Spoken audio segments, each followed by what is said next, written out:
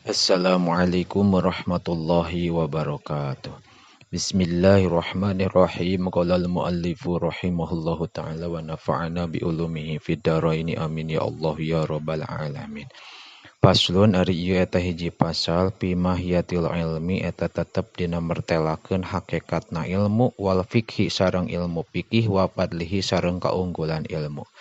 Qala ngadawuh saha Rasulullah sallallahu alaihi wa alihi wasallam. Tolabul ilmi ari nyuprih ilmu fardhotun eta kawajiban ala kulli muslimin ka satiap-tiap jalma muslim lalaki wa muslimatin sareng ka jalma muslim awewe.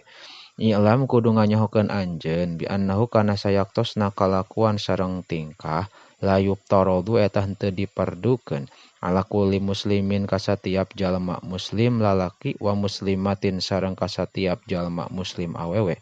Naon tolabu kulli ilmin nyupri sakabeh ilmu bal yuftarodu balik tadi pardukeun alaihi ka ieu kullin naon tolabu ilmil hali nyupri ilmu tingkah kama saperti perkara yuqalu anu dicaritakeun naon afdolul ilmi ari pangutama na ilmu teh ilmul hali eta ilmu tingkah wa afdolul amali sareng ari pangutama na amal hifdul hali eta ngaraksa tingkah wa yuftarodu sareng dipardukeun alal muslimi ka jalma muslim naon tolabu ilmi ma nyuprih ilmu perkara yaqau anu tumiba ieu ma lahu dina tingkah lahu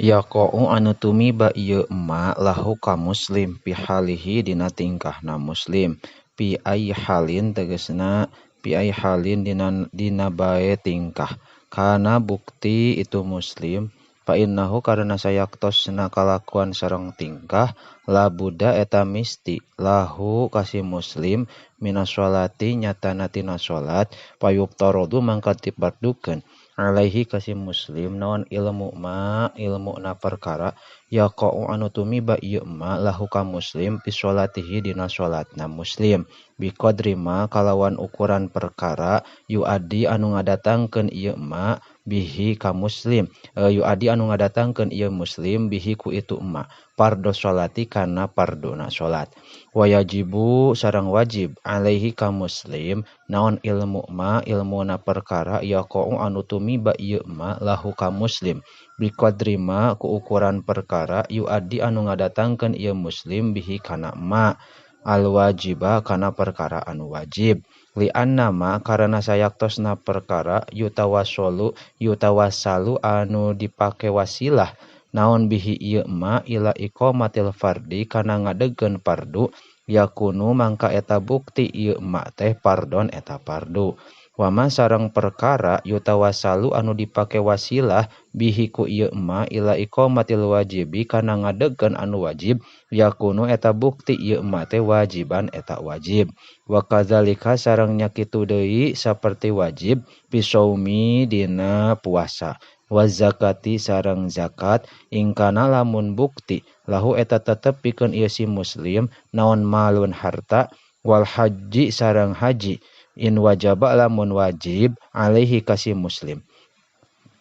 wa kaza wajaba anu wajib ieu haji il alaihi kasih muslim wa kadzalika sareng eta nya kitu deui saperti wajib pil buyu'i dina ngeunaan jual beuli ingkana lamun bukti ieu si muslim teh yatajiru eta dagang ieu muslim kila dicarioskeun li Muhammad ibn al-Hasan ka Syekh Muhammad bin Hasan rahimahullahu taala ala tusannifu ala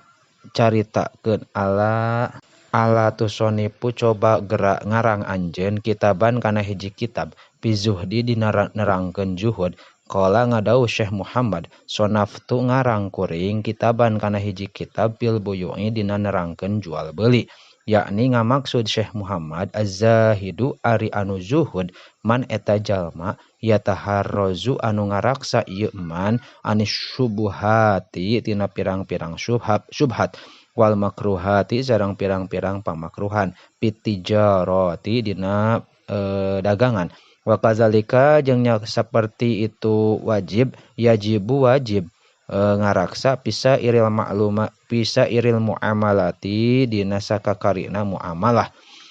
wal hiropi sareng pirang-pirang pagawean wa kulluman sareng ari saha jalma istagola eta anu katungkul ieu man bisyai'in ku hiji perkara minha tina itu muamalat yuptarodu mangka dipardukeun alaihi kasih man naon ilmu taharruzi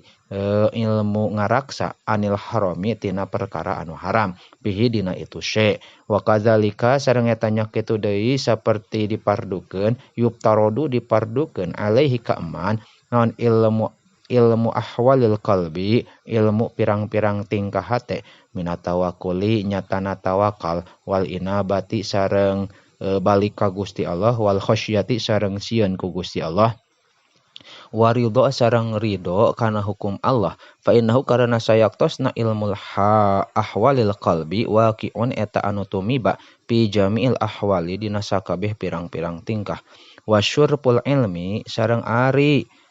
kamuliaan ilmu la yakhfa eta henteu samar ala itu ilmu ala ahadin ka hiji jalma idhuwa karena ari ilmu teh mukhtasun eta ditangtukeun bil insaniyati ka bangsa manusia li anna jami'al khisali karena sayaktosna sakabeh pirang-pirang tingkah siwal ilmi salian ilmu yashtariku eta rerejengan pihak dina itu jami al khisal saha al insanu manusia wasairul hayawanati sarang pirang-pirang sato kasyajaati saperti wanian wal jaroati sareng kawani wal kuwati sareng kekuatan wal judi sareng bageran wasyafaqati sareng bageran oge wa ghairiha sareng liana itu hisol siwal ilmi salian ilmu wabihi sareng ku sabab ilmu azharo nembongkeun sa Allah taala Gusti Allah taala padla adama kana kaunggulan Kangjeng Nabi Adam alaihi salatu wassalam alal malaikati ngelehkeun ka malaikat wa amarhum sareng marenta Allah ka malaikat bisujudi kana sujud lahu ka Kangjeng Nabi fa inna ma syurpul ilmi pasti na ari mulyana ilmu likaunihi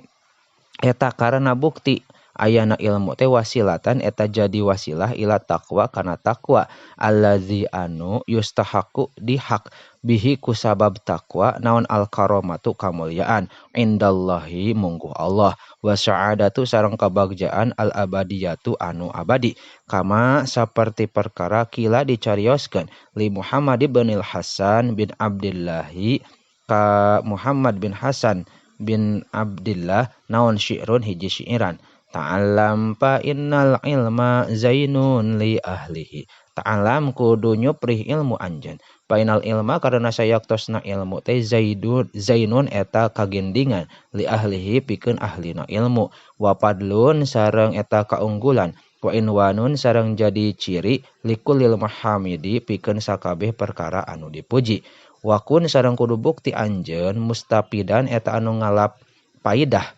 kulla yaumin di saban-saban poe ziyadatan kana nambahan minal ilmi tina ilmu wasbah sareng kudu ngojai anjeun pi buhuril pawaidi dina pirang-pirang naon ieu teh pi buhur teh dina pirang-pirang lautan paedah tafaqoh kudu nyuprih ilmu anjeun Fainal fikha karena sayaktosna ilmu fikih afdhalu qaidi eta pang utamana anu nuduhkeun ilal birri kana kaalusan wa taqwa sareng taqwa wa a'dalu sareng eta pang adilna wa a'dalu qasidi sareng pang adilna anu adil wa ari itu fikih teh al ilmu eta ilmu al hadi anu nuduhkeun ila sunanil huda kana pirang-pirang jalan pituduh wa ari itu ilmu fikih al hisnu eta benteng yunji anu nyalamatkeun ieu hisnu min jami isyadaidi tina sakabeh pirang-pirang pakewuh fa inna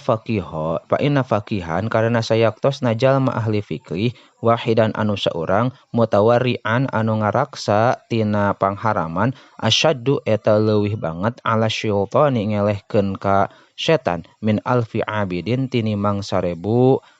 tukang ibadah Wa kadzalika sareng etanya kitu deui saperti wajib bisa iril akhlaki dina sakakarina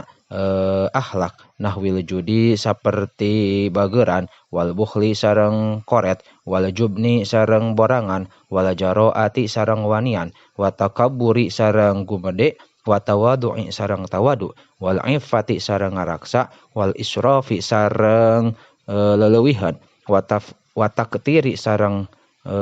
medit wa ghairiha sareng liyana anu kabeh fa inal kibro karena sayaktos gumede wal bukhla sareng kolet wal jubna sareng borangan wal israfa sareng leulewiheun haramun eta haram wala yumkinu sareng moal mungkin naon ataharruzu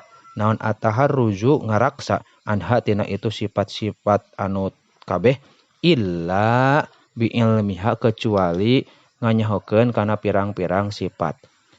pirang-pirang itu sifatna wa ilmi ma sareng nganyahokeun perkara yudadu anu ngalawanan itu kana pirang-pirang sifat payuk tarodu mangka dipardukeun ala kulli muslimin ka satiap jalma muslim naon ilmuha nganyahokeun itu sifat-sifat wallahu a'lamu bissawab.